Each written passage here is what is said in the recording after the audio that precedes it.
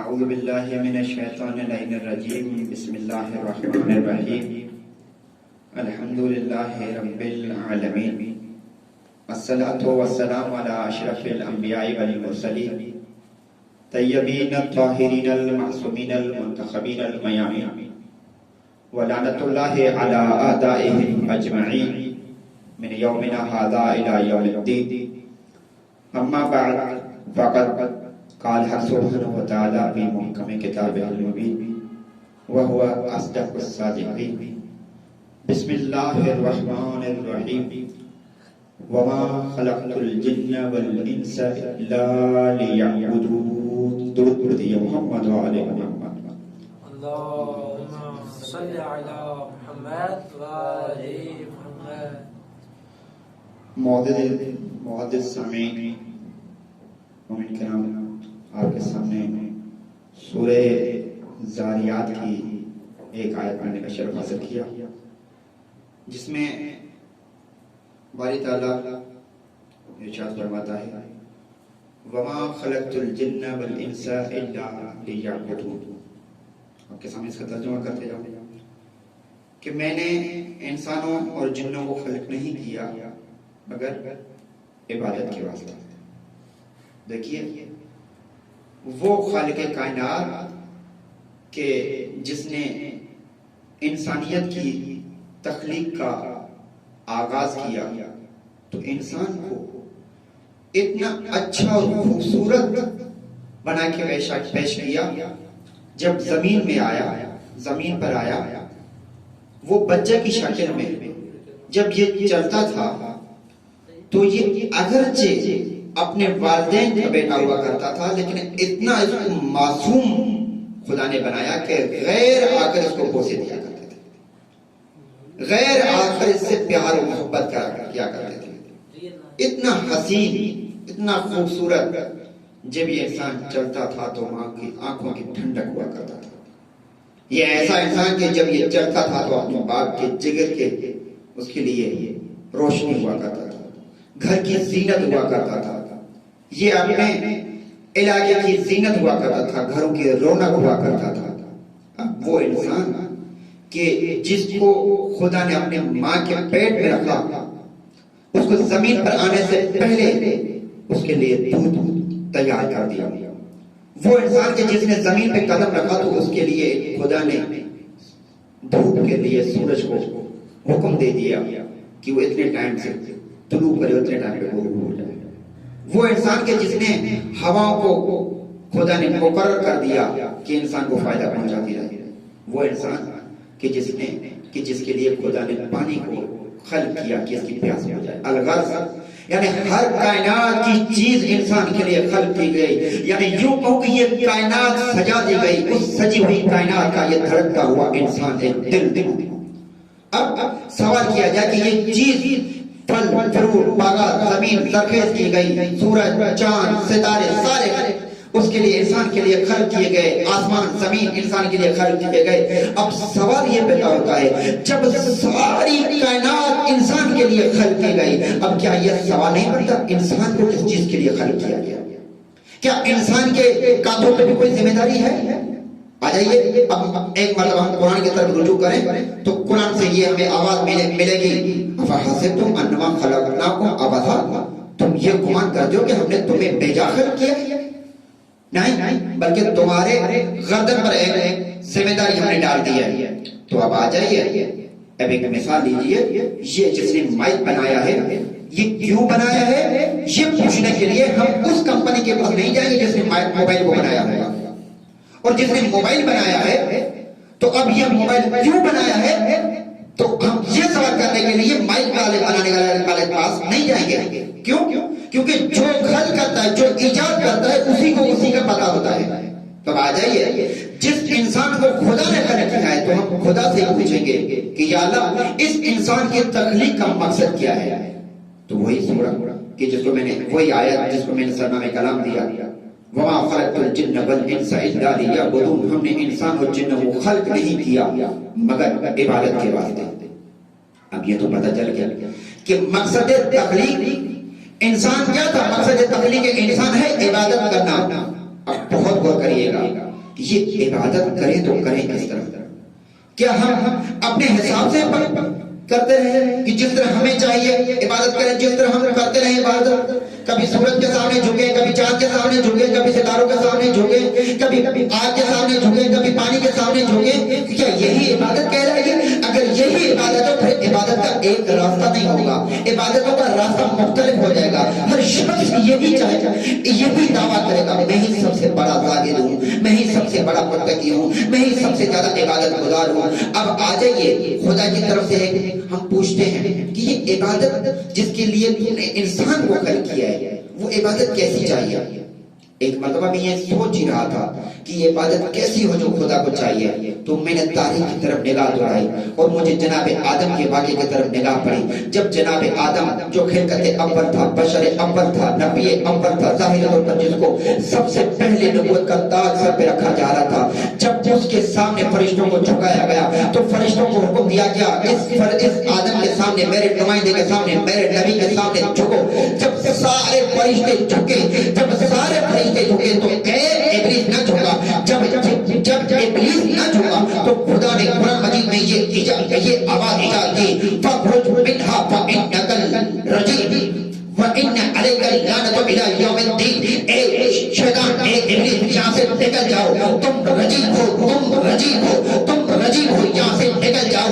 وَإِنَّ عَلَيْكَ اللَّعْنَةَ إِلَىٰ یَوْمِ الدِّینِ. اور آپ قیامت تک یہ لعنت ہے. اب جو خدا کے سامنے، خدا کے بندے، خدا کے نمائندے کے سامنے انکار کرنے لگا، خود کو تکبر کرنے لگا اور وہاں سے کہنے لگا کہ میں اس کو سجدہ نہیں کروں گا، تکبر کر کے آگے بڑھا، تو خدا نے کہا کہ تم رجیم بھی ہو. توجہ ہے، تم رجیم بھی ہو، تم لعنتی بھی ہو، تم رجیم بھی ہو، تم لعنتی بھی ہو. تو جو نمائندے کے سامنے نہ جھکے وہ رجیم بھی بنتا ہے، وہ لعنتی بھی بنتا ہے. رجیم میں بھی 3 نقطے، لعنت میں بھی 3 نقطے. تو دوستو یہاں سے خدا نے ایک آواز دے دی کہ تم رجیم بھی ہو، تم لعنتی بھی ہو. اب جب شیطان نکلنے لگا، لیکن ایک آواز خدا کو دی کہ یا اللہ، یہ ہے کہ میں تمہاری ایسی عبادت کروں گا، ایک سجدہ ہی تو نہیں کر رہا، اس کے عوض میں تمہاری ایسی عبادت کروں گا نہ نبی مرسل نے کی ہوگی، نہ ملک مکرم نے کی ہوگی. میں بارش کے ہر قطرے کے اوپر تمہارے لیے سجدہ کروں گا، تمہاری ایسی عبادت کروں گا. ایک رکعت 20 ہزار سال کے برابر ہوگی. اب جس کے لیے میں یہاں پر آیا یہ آواز جس کو بہار الانوار میں علامہ مجلس صاحب نے نقل کیا، خدا کی آواز آئی، انی اريد ان اعبد من حيث اريد لا من حيث تريد. میں ویسی عبادت چاہتا ہوں جو میں چاہتا ہوں، نہ کہ وہ عبادت جو تو چاہتا ہے.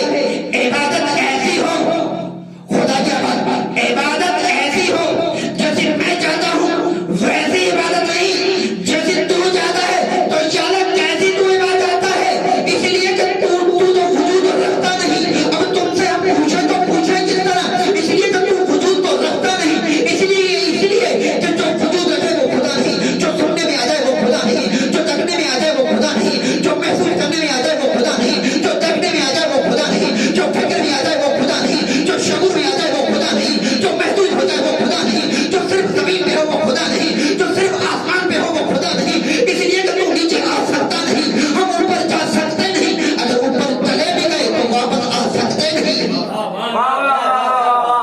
اب کیسے پتا چلے یا اللہ تو عبادت کیسی چاہتا ہے؟ آ جائیے سب ادب کے ہاتھ باندھ کر خدا کی بارگاہ میں یہ عرض کرتے ہیں، یا اللہ تو کیسی عبادت چاہتا ہے، بتلائیے وہ کون سی عبادت ہوگی تاکہ ہم بھی اس کی عبادت کریں. ایک عبادت کا نمونہ ہمارے سامنے پیش کریے. تو اللہ کی آواز آئی، میں ایک نہیں، 2 نہیں، بلکہ 3 نہیں، بلکہ 14 افراد کے اوپر ایک مشتمل گھرانہ تشکیل دے رہا ہوں. اس کو دیکھتے رہنا، میری عبادت کا عرفان حاصل کرتے رہنا. اس لیے یہ چلے تو عبادت ہے، یہ کھانا کھائیں تو عبادت ہے، یہ سوئیں تو عبادت ہے، یہ گفتگو کریں تو عبادت ہے، یہ بولیں تو عبادت ہے، یہ مسکرائیں تو عبادت ہے. ارے میں تو کم کہہ گیا، بلکہ اس سے زیادہ میں کہوں، یہ بہت آئیں، اس کو دیکھو تو عبادت ہے، اس کا نام لو تو عبادت ہے، اس کا نام لکھو تو عبادت ہے، اس کا نعرہ لگاؤ تو عبادت ہے، اس کے دوستی کرو تو عبادت ہے، بلکہ اس کے دشمنوں پر لعنت کرو، یہ بھی عبادت ہے. کیا کہنے، واہ کیا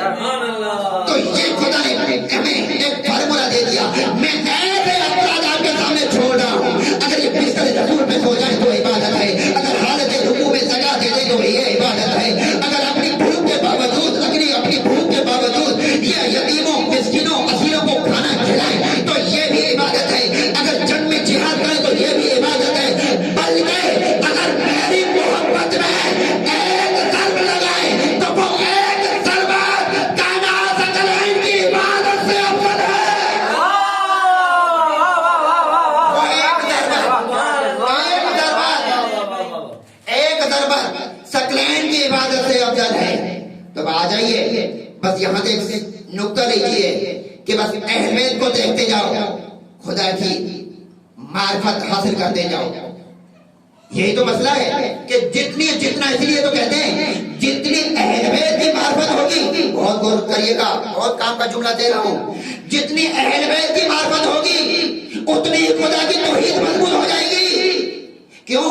کیونکہ یہ وہ ہستیاں ہیں کہ جو ہمیں معرفت خدا کی معرفت کے کمال تک پہنچاتی ہیں. کیوں؟ یہ وہ ہستیاں ہیں، یہ وہ علی ہے کہ جو تمہیں خدا کی معرفت تک لے کر جائے گا. اسی لیے تو رسول نے فرمایا یا عمار ان رأيت عليا قد سلك واديا والناس سلك واديا غيره فاسلك مع علي بدأ الناس فإنه لن يخرج من الهدى. اے عمار جب تم دیکھو کہ پوری کائنات ایک وادی میں سفر کر رہی ہے اور تنہا علی ایک وادی میں سفر کر رہی ہے، فاسلک مع علي، تو تم پر لازم ہے کہ علی کا دامن تھامے رکھنا، لوگوں کو چھوڑ دینا. کیوں؟ فإنه لن يخرج من الهدى، کیونکہ علی وہ ہے جو تمہیں کبھی گمراہ ہونے نہیں دے گا.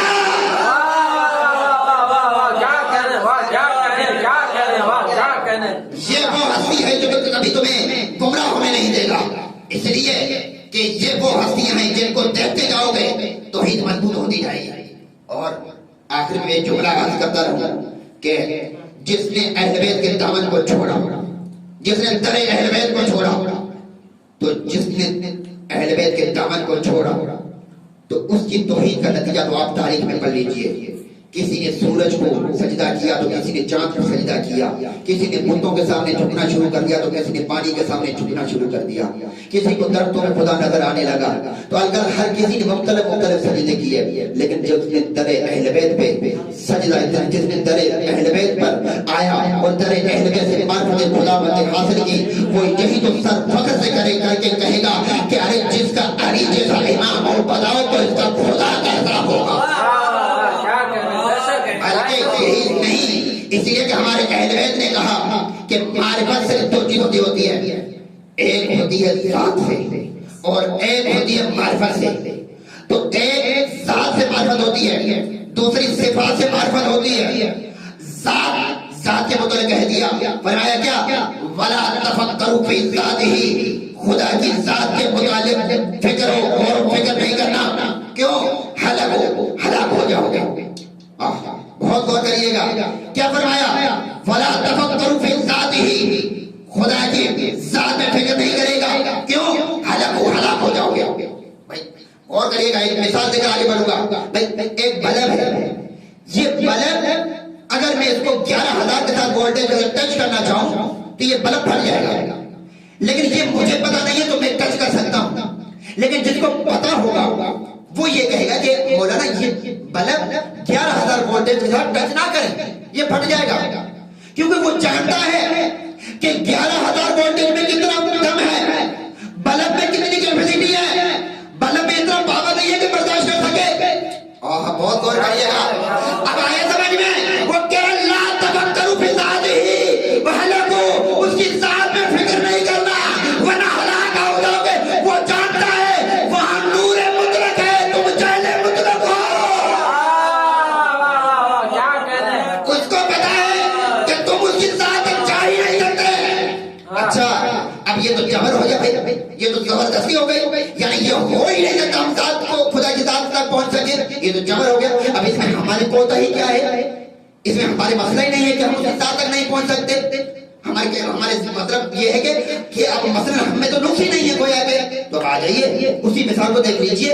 یہ جو بلب 11,000 کو وولٹیج کو برداشت نہیں کر رہا تو مسئلہ 11,000 بھی نہیں ہے، مسئلہ یہ ہے کہ بلب میں اتنی طاقت نہیں ہے. تو تمہارے ذہن محدود، وہاں نور ہے لامحدود. تو تمہیں یہ سمجھ میں نہیں آ رہا. اچھا دوسری بات یہ کہ جو فرما رہا ہے لا تفکروا فی ذاتہ، یہ دو ہی باتیں حدیث فرمان والے کے بارے میں جو کہہ رہا ہے، کہ تم فکر نہیں کرنا ہلاک ہو جاؤ گے. یا تو اس نے ہلاک ہوتے ہوئے کسی کو دیکھا ہے، کسی نے فکر کی ہے وہ ہلاک ہوا اس نے دیکھا، یا یہ ہے کہ اس نے خود فکر کی ہے پتہ چل گیا اس کو. اب دو ہی باتیں، یا کسی کو ہلاک ہوتے ہوئے دیکھا ہے یا خود اس نے فکر کی ہے؟ اب سوال یہ ہے اگر اس نے خود فکر کی ہے، جب خود فکر کی ہے تو یہ تو مر جاتا. یہ بول کیسے رہا کہ لا تفکروا فی ذاتی؟ اس کا مطلب ہے وہ اس نے فکر کی ہے اور ہلاک بھی نہیں ہوا. تو یہی سے میں تو کہنا چاہ رہا ہوں وہ فکر بھی کرے ہلاک بھی نہ ہو، ہم فکر کریں اور ہلاک ہو جائے تو پتا چلا وہ ہم جیسے نہیں ہے، وہ ہم جیسے نہیں ہے. اس لیے تو فرما رہے ہیں لا تفکروا فی ذاتی، ہلاکو فکر نہیں کرنا ہلاک ہو جاؤ گے. اچھا تو یہ کیسی بات ہو گئی کہ وہ ہمیں تو منع کر رہے ہیں؟ تو بس یہی سے جملہ میں دے دوں کہ بھائی وہ جو فرما رہے ہیں کہ لا تفکروا فی ذاتہ، اس کی ذات میں فکر نہیں کرنا، تو اس کو پتا ہے وہاں کتنا نور ہے، وہاں بے بہا سمندر ہے، ادھر تمہاری عقلیں محدود، سوچ محدود، تم فکر کر ہی نہیں سکتے. تو بھائی وہاں سے نور کا متصل کو دیکھتا ہے، ادھر سے انسان کی بشریت کے دماغ کو بھی دیکھتا ہے، عقلوں کو بھی دیکھتا ہے، وہاں نور کو بھی دیکھتا ہے. یعنی یوں کہوں کہ ادھر آ جاتا تو بشر بن جاتا ہے، ادھر آ جاتا تو نور بن جاتا ہے، لیکن اس کے باوجود نہ وہ بشر ہے نہ وہ نور ہوئے خدا ہے. ایک ایسی ہستی ہے جو بیچ میں ہے، جو یہاں آتی ہے تو بشری بن جاتی ہے، کیونکہ یہاں پر آ کر بشری لباس میں آ جاتا ہے. وہ اب بشری لباس میں آ جاتا ہے. بھائی یہ میں اپنی طرف سے نہیں کہہ رہا، آ جائیے قرآن میں دیکھیے کیا فرماتا ہے قرآن. انا بشر مثلکم، میں تمہاری طرح بشر ہوں، میں تمہاری طرح بشر، جس طرح تمہارا ڈھانچے تمہارا یہ بناوٹ ہے اس طرح میں انسان بشریت کے لباس میں. ایک جملہ آگے یوحا الیہ، مجھ پر وحی کی جاتی ہے. تو بس یہی تو ہے کہ بشریت کے ساتھ تمہارے ساتھ ہوں، لیکن آگے جو ہے یوحا الیہ، مجھ پر وحی آتی ہے، یعنی میرا تعلق ایک مرتبہ تمہاری بشریت سے اگرچہ ہے، لیکن یوحا الیہ مجھ پر وحی آتی ہے، یعنی ایک مرتبہ میں نور سے بھی متصل ہوں، اس نور سے متصل ہوں. اس نور سے جب متصل ہو گیا ہے تو اب یہ بشریت کے لباس کے ساتھ بھی ہے تو نور کے لباس کے ساتھ بھی ہے. تو میں عرض کر رہا تھا کہ یہ وہ ہستیاں ہیں کہ جو انسان کو کمال عبادت پر پہنچ جاتی ہیں. ایک مرتبہ درود پڑھ دیجیے محمد والے محمد پر. تو یہ وہ ہستیاں ہیں کہ جو انسان کو کمال حد تک پہنچ جاتی ہیں. کیوں؟ کیونکہ اس لیے تو فرمایا گیا مات ولم یعرف امام الزمان ہی فقط مات میتۃ الجاہلیہ، جو بھی امام زمانہ کی معرفت کے بغیر مرا وہ جاہلیت کی موت مرا. کیوں؟ اس لیے کہ جب وقت کے امام کی معرفت نہیں ہوگی تو وہ توحید کیسی ہوگی، اس کی عبادتیں کیسی ہوگی، وہ کرتا کیا ہوگا، اس کی نمازیں کیسی ہوگی. کیوں؟ جب اس کے پاس خدا کی معرفت ہی نہیں آئی ہوگی. جب امام کی معرفت نہیں ہے تو خدا کی معرفت کیسے ہوگی؟ اب امام کی معرفت کے ذریعے سے خدا کی معرفت ہو جائے گی. اب بتاؤں ایک جھلک دکھاؤ امام کی معرفت کی. قبلہ مقدس اردبیلی صاحب جو امام علی رضی اللہ عنہ کے حرم مبارک میں دفن ہے، سب سے پہلے ان کی آتا ہے زری مقبرہ، اس کے بعد مولا امیر خان. تو اس کی کتاب ہے حدائق الشیعہ. حدائق الشیعہ میں وہ علامہ مقدس اردبیلی صاحب لکھتے ہیں کہ جب کربلا میں امام حسین اتنی مصیبت میں عاشور کے دن تھے، اصحابہ کے ساتھ تھے، تو وہ علامہ مقدس اردبیلی صاحب لکھتے ہیں کہ مولا کے خاص صحابہ کہتے ہیں کہ کربلا میں جتنا حسین خوش نظر آ رہے تھے ہم نے زندگی بھر حسین کو خوش نہیں دیکھا. اللہ اکبر. یہ ہوتی ہے معرفت. کیسی معرفت؟ ویسی معرفت کہ ایک مرتبہ جب عاشور عصر عاشور مولا زین سے زمین پر آئے. اب جب زین سے زمین پر آئے تو ایک مرتبہ جب تلواریں چلی، نیزے چلے، پتھر چلے، تو ایک مرتبہ پہلے مولا گورے کی زین سے زمین پر آئے. جب زمین پر آئے تو ایک مرتبہ سیدہ زینب الکبریٰ اپنے خیموں سے نکل کر مولا کے پاس آئی تو دیکھا حسین مولا سجدے کی حالت میں ہیں اور خدا سے مناجات کر رہے ہیں اور یہ ارشاد فرما رہے ہیں الہی ترکت الخلق ترن فی ہواک وایتمت العیال لیکی اراک ولو قتلت فی حبک اربن اربا لما مال الفؤاد الى سواکا الہی میں نے تمہارے لیے پوری خلق کو چھوڑ دیا ہے خلقت انسانیت کو چھوڑ دیا الہی میں نے تمہاری محبت میں آ کر اپنے اولاد کو یتیم کر دیا الہی اگر تمہاری محبت میں مجھے ٹکڑے ٹکڑے کیا جائے لیکن حسین کا دل تمہارے سوا کسی اور کی طرف متوجہ نہیں ہوگا ایک مرتبہ سیدہ زینب الکبریٰ فرماتی ہے میں نے حسین کی طرف دیکھا حسین کو ہلانا شروع کیا تو حسین غشی کی حالت میں ایک مرتبہ میں نے کہا بھیا اٹھئے تو اٹھئے تمہیں ماں میرے نانا محمد کا واسطہ مجھ سے کلام کیجئے حسین نہیں اٹھے ایک مرتبہ میں نے کہا بھیا تمہیں میرے بابا کا واسطہ اٹھئے مجھ سے کلام کیجئے حسین نہیں اٹھے اس کے بعد میں نے کہا بھیا تمہیں میری دادی میری ماں زہرا کا واسطہ بھیا اٹھئے بس جب یہ نام سنا حسین نے اپنے آنکھوں کو کھولا اور میری طرف نگاہ کی کہا زینب تم اور یہاں خیموں سے باہر آئے زینب تمہیں میرا قسم تم واپس چلی جاؤ زینب کہیں دشمنوں کی نگاہ نہ پڑے میں کہوں مولا آپ کی غیرت بس 100 بار قربان لیکن یہی وہ زینب ہوگی جس کو کربلا سے کوفہ سے شام تنگ گلیوں میں گھمایا جائے گا اور ابن احتیاط کی دربار اور یزید کی دربار میں کھڑا کیا جائے گا اور یزید نشے کی حالت میں انگلی اٹھا کے پوچھے گا یہ عورت کون ہے آواز آئے گی یہ علی کی بڑی بیٹی زینب ہے الا ولعنت اللہ علی قوم الظالمین